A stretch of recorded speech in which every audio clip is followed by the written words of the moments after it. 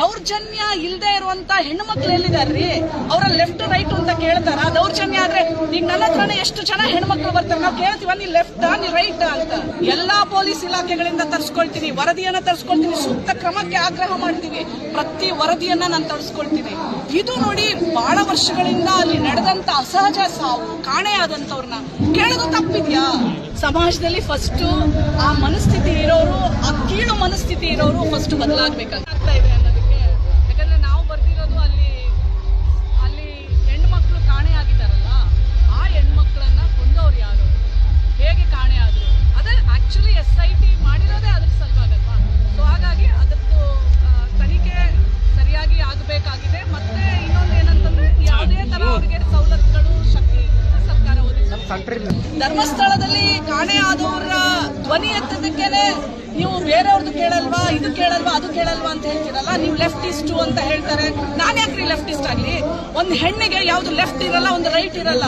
ನೀವು ಕೇಳಿದ್ರೆ ನನ್ನ ಜಾತಿ, ನನ್ನ ಮತ, ನನ್ನ ಧರ್ಮ ಎಲ್ಲ ಹೆಣ್ಣೆ ಅಂತ ಹೇಳ್ತೀನಿ. ಅಲ್ಲಿ ಸತ್ತವ್ರು ಯಾರು? ಹಿಂದೂ ಹೆಣ್ಣು ಮಕ್ಕಳೇ. ಸೊ ಅವ್ರ ಬಗ್ಗೆ ಧ್ವನಿ ಎತ್ತಬಾರ್ದಾ? ಹಾಗಿದ್ರೆ ಹೇಳಿದ ತಕ್ಷಣನೇ ನಾನು ಲೆಫ್ಟಿಸ್ಟ್ ಆಗ್ಬಿಡ್ತೀನ?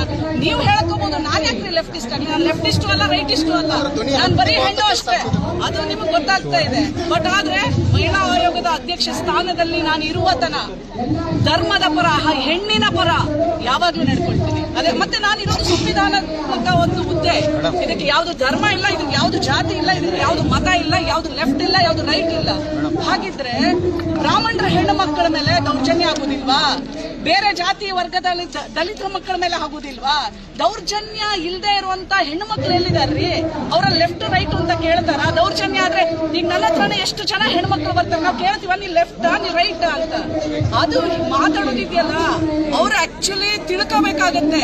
ಹೆಣ್ಣಿಗೆ ಯಾವ್ದು ಲೆಫ್ಟ್ ಇಲ್ಲ, ಯಾವ್ದು ರೈಟ್ ಇಲ್ಲ. ಯಾವ ಹೆಣ್ಣು ಮೇಲಾದ್ರೂ ಅದು ದೌರ್ಜನ್ಯನೇ. ಇಡೀ ಜಿಲ್ಲೆಯಲ್ಲಿ ಕಾಣೆಯಾದವರ ಸಂಖ್ಯೆಯನ್ನ ಎಲ್ಲಾ ಪೊಲೀಸ್ ಇಲಾಖೆಗಳಿಂದ ತರಿಸ್ಕೊಳ್ತೀನಿ, ವರದಿಯನ್ನ ತರಿಸ್ಕೊಳ್ತೀನಿ, ಸೂಕ್ತ ಕ್ರಮಕ್ಕೆ ಆಗ್ರಹ ಮಾಡ್ತೀವಿ, ಪ್ರತಿ ವರದಿಯನ್ನ ನಾನು ತರಿಸ್ಕೊಳ್ತೀನಿ. ಇದು ನೋಡಿ, ಬಹಳ ವರ್ಷಗಳಿಂದ ಅಲ್ಲಿ ನಡೆದಂತ ಅಸಹಜ ಸಾವು, ಕಾಣೆಯಾದಂತವ್ರನ್ನ ಕೇಳೋದು ತಪ್ಪಿದ್ಯಾ? ಯಾರೇ ಮಾತಾಡಿದ್ರು ಆಯೋಗ ಅವರಿಗೆ ಸೂಕ್ತ ಸಮನ್ಸ್ ಮಾಡ್ತೀವಿ, ಮತ್ತೆ ಅವರಿಂದ ಯಾಕೆ ಆತರ ಮಾತಾಡಿದ್ರು ಅಂತ ಸಹ ಉತ್ತರ ಪ್ರತಿಭಟನೆ ಸಂದರ್ಭದಲ್ಲಿ ಬಡತನದಿಂದ ಮಹಿಳೆಯರು ಗೊತ್ತಿದೆ. ಅದನ್ನ ಆಯೋಗದಿಂದ ಅವರಿಗೆ ಪತ್ರವನ್ನು ಕಳಿಸಿದೀವಿ. ಆತರ ಮಾತಾಡಿರೋದು ಯಾಕೆ, ಅದಕ್ಕೆ ಉತ್ತರನೂ ಸಹ ಅವ್ರಿಗೆ ಕೊಡಬೇಕು. ನೋಡಿ, ಸಮಾಜದಲ್ಲಿ ಫಸ್ಟ್ ಆ ಮನಸ್ಥಿತಿ ಇರೋರು, ಆ ಕೀಳು ಮನಸ್ಥಿತಿ ಇರೋರು ಫಸ್ಟ್ ಬದಲಾಗಬೇಕಾಗಿದೆ. ನನ್ನನ್ನ ಪ್ರಶ್ನೆ ಮಾಡಿದ್ರೆ ನಾನು ಹೇಳದೇ ಇದು, ಸರ್ಕಾರ, ಕಾನೂನು, ಪೊಲೀಸು ಎಲ್ಲ ಇದೆ. ಆದ್ರೆ ಬದಲಾಗಬೇಕಾಗಿರೋದು ಸಮಾಜ ಸಹ ಬಹಳ ದೊಡ್ಡ ಮಟ್ಟದಲ್ಲಿ ಬದಲಾಗಬೇಕು.